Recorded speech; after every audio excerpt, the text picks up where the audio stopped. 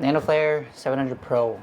Yonex's latest racket, an upgrade to the original 700 released a few years ago. Is this an upgrade? Is this worth it? Here's my take on the new Nanoflare 700 Pro, kindly provided by JPA Sports. I will be selling this racket, by the way, so DM me if you are looking to purchase it. Alright? Now the 700 Pro comes in both 4U and 5U. I got this in 4U G6, which is my usual configuration. 4U being the weight class, G5, G6 being the handle.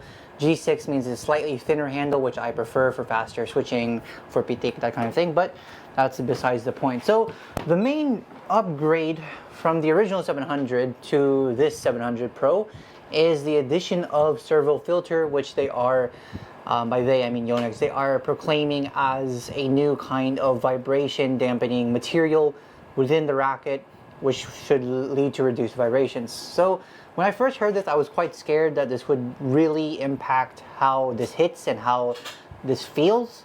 Similar to what FreeCore does for Victor rackets, makes it almost unusable for me, Victor rackets. I prefer having some sensation for placement, just overall gameplay, that kind of thing.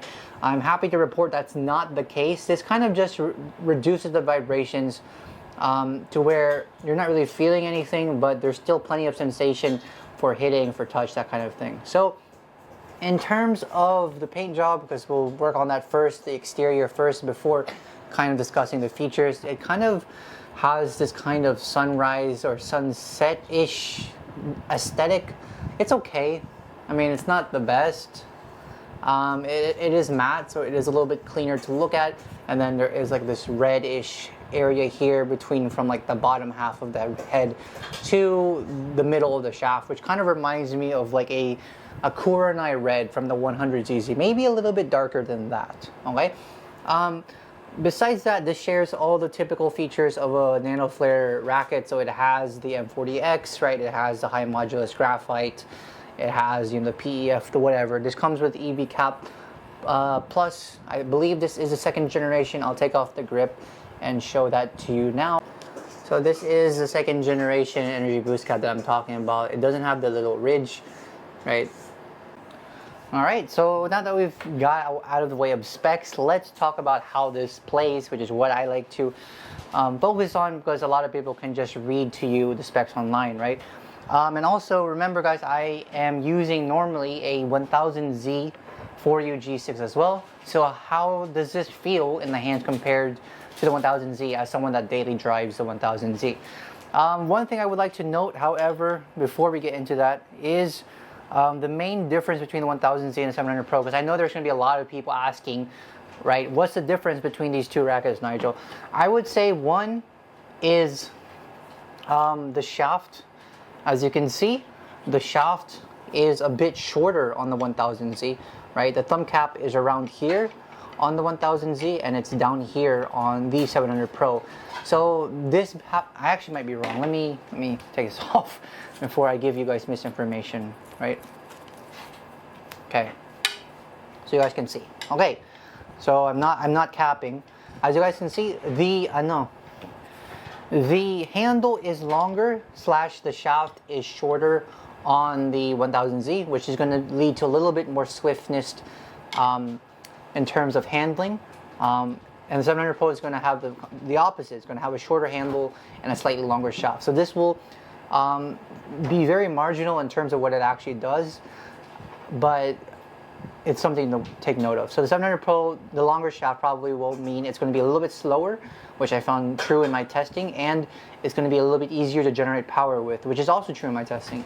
So the other main differences is the 1000Z is going to be, of course, an extra stiff or stiff shaft, whatever Yonex wants to call it.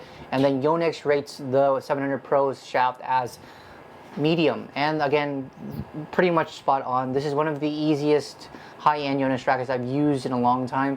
This brings me back to like Arc Saber 7 Pro. Like, this is very easy, very consistent. And we'll talk about that in a bit, because I think that's one of the biggest selling points when it comes to the 700 Pro.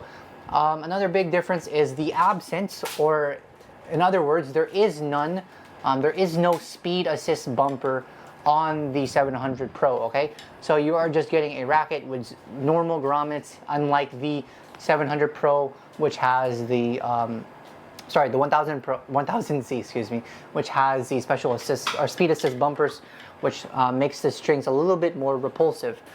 Besides that, the head shape itself is going to be a little bit different. I believe the 1000Z is a little bit smaller than full size. So the 700 Pro is going to be full size, while the 1000Z is going to be a little bit compact. And of course, the differences there is that the 1000Z is going to be more speedy, it's going to be more punchy, but it's going to be, of course, higher scale to use because when it comes to drive, you have smaller of a racket to hit with. 700 Pro, exact opposite, right? It's going to be larger, so the sweet spot is going to be a little bit less concentrated, but it's going to be easier to use and more forgiving on the off-balance shots. And that kind of finishes or concludes the, I guess, comparison and the look around the racket. Let's actually talk about how this racket plays like, okay? All right, so getting into how this plays like, was very weird, I would say. It wasn't totally off. It wasn't as jarring of a transition between like my 100ZZ to the 1000Z, but it was weird because it's like, because they're both Nanoflare, I picked it up and like my timing was like 98 or 95% there. But when it came to like the flat shots, or when it came to smashes, I could not put the shuttle down. Like it would either go straight into the net or it would go completely flat out. And I think it's because I've grown accustomed to the speed assist bumper and the repulsiveness of the 1000Z. I was relying on that to produce the angle. But with the 700 Pro, because you don't have that speed assist bumper, you have to be a little bit more intentional with your wrist, with your angle, just that little bit much more, I guess, precise when it comes to placing shots down, especially in the front interceptions and especially in the smashes, at least for me, okay? Obviously, this got better as I did play with this exclusively for like the last 10 hours of on-court time, and by the end of the 10 hours, like I was placing shuttles down fine, so it's not that big of a deal. It's just something I wanted to point out at the beginning of switching between the 1000Z and the 700 Pro. Another thing is, of course, you're immediately going to recognize the medium feeling shaft in this, because it's so much more easier. It's so much more flexible to use compared to the 1000Z. So now this is both good and bad, right? Good because obviously you're going to be producing power very effortlessly. Lifts were super easy to use with this, especially defending smashes and just relifting them all the way to the back. Of course, your clears are easy, your stick smashes are easy, your smashes are easy, but of course, with it being a medium flex shaft, you're going to experience a bit more head drag when it comes to the fast swings, especially when the game gets really flat, which really irked me a bit. I really am quite used to the stiffness and responsiveness of 1000Z or other high-end rackets that are stiff, regardless of their head weight, because I just want, that fast repulsiveness, that fast response time when it comes to the drives, when it comes to the flat defense, that kind of thing. So that was something that even after the 10 hours I played with this, is still something that would take me a bit more time to get used to. Okay. You do also notice that the 700, or I did in my time using this, the 700 Pro feels a little bit more head light than the 1000Z. So now, if you go back and you look at some of the videos I did in Malaysia, I did do a weight balance testing. I used the Yonex scan machine, the Precision Scan 2 or 3.0, and we did learn that my 1000Zs personally are almost even balanced. Or I think they're actually closer to head heavy, honestly, based on the way I have them strung and gripped. They were around like 290, 295. So I think one of them was almost 300 mm. So this is going to be much more forgiving and just, again, much more headlight. So of course, all the benefits you come with headlight. It's easier to maneuver, it's faster, it's going to be easier to handle. But I did feel, of course, that lack of power in the back. Granted, some of that is mitigated by the medium flex shaft, but of course, I felt like the 1000Z was already an excellent head weight, almost close to even balance. This, for me, I guess, is usable as well, and if I had spent more time with this, probably it would be fine, but after just my 10 hours, I would still prefer the head weights, the 1000Z. Anything else I really want to talk about? So enough yapping about that. I guess let's talk about who is this racket for and kind of just like the final verdict, okay? So this racket, there are a few cases who this is for. This is for someone that wants reliable and consistent and easy power. So after using this, funnily enough, I understand why CKU swapped to this, right? Based on his videos, based on his commentary, CKU has always been kind of a fan of easy to use rackets, kind of rackets that are like how to say, energy to performance ratio, right? Like you put in this much and you get a lot out of the racket, right? That's why he was using the 88D Pro for a while. That's why he was using the Arc Saber 10 before that, and now this is the 700 Pro. Because even though the 88D Pro 2nd Gen and 700 Pro are quite different rackets, they are similar in their design language, just expressed in different ways. Meaning, the 88D Pro 2nd Gen is of course an Astrox head-heavy racket, but it was quite nimble, right? It was quite easy to generate power with, and it still packed quite a punch, right? 700 Pro is kind of the same way, but again, expressed in a different way. So this is obviously going to be a headlight racket, so in terms of swing weight, in terms of power, probably this is going to be lesser than the Astrox counterparts, but again, you get a lot of power, a lot of consistency, a lot of ease of use out of this.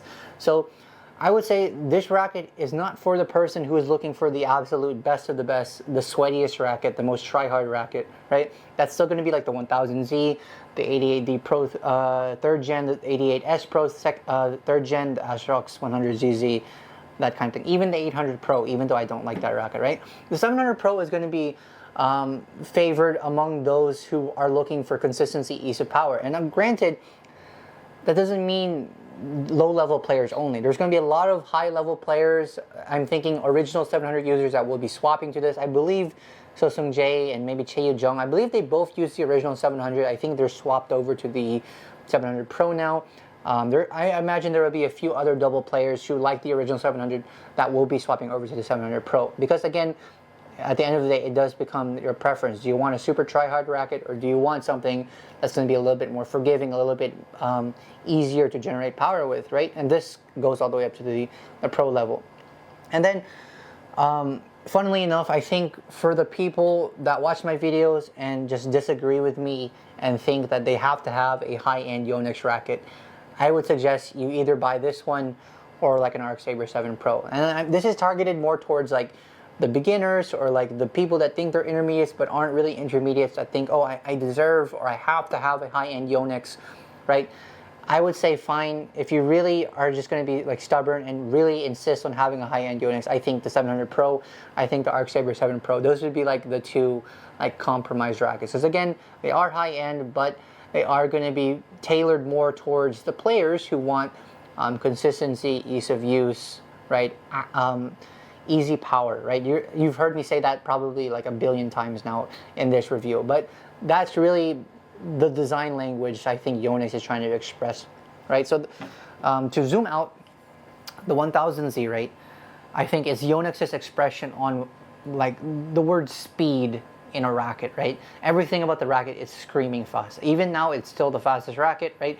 Everything about the way it's made, how, you know, the speed assist bumper, the stiffness of the shaft, the size of the head, everything about this racket is speed, repulsion, things like user friendliness come second, okay?